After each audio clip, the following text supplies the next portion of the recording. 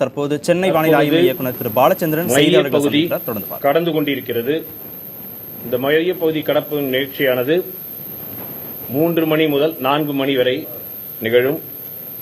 பின்பு 4 மணி முதல் 7 மணி வரை புயலின் கிழக்கு பகுதி கரையை கடக்கும்.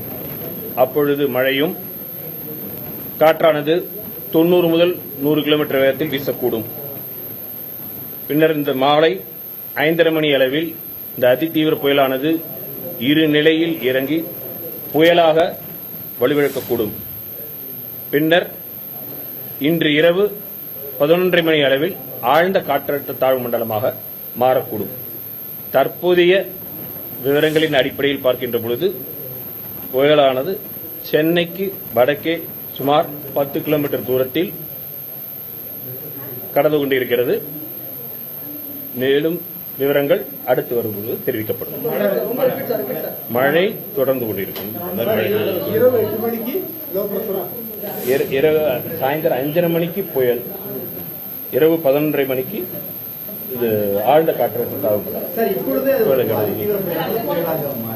அதி தீவிர புயலாகத்தான் கடந்து கொண்டிருக்கிறது. அடுத்து உங்களுக்கு 5:30 மணிக்கு தான் புயலா வருது. அதி தீவிர புயல், தீவிர புயல், புயல். அது 3 ஸ்டேஜ் இருக்கு. Cyclone, severe cyclone, very severe cyclone. It cross severe cyclone, very severe cyclone. Then cyclone, severe cyclone, very severe cyclone. Very severe cyclone to come to severe cyclone, and then it will come to cyclone.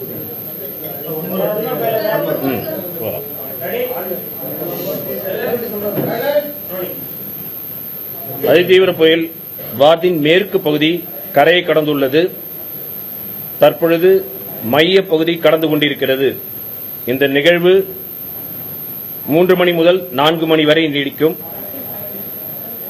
பின்பு 4 மணி முதல் 7 மணி வரை புயலின் கிழக்கு பகுதி கரையை கடக்கும். அப்பொழுது மழையும் பலத்த காற்றானது மணிக்கு 90 முதல் 100 கிலோமீட்டர் வேகத்திலும் வீசக்கூடும். இந்த தீவிர புயலானது இன்று மாலை 5:30 மணி அளவில் புயலாக வலுவிழக்கக்கூடும். இரவில் 11:30 மணி அளவில் ஆழ்ந்த காற்றழுத்த தாழ்வு மண்டலமாக மாறும். விவரங்கள் வந்து கொண்டிருக்கிறது. வந்த பிறகு தெரிவிக்கப்படும்.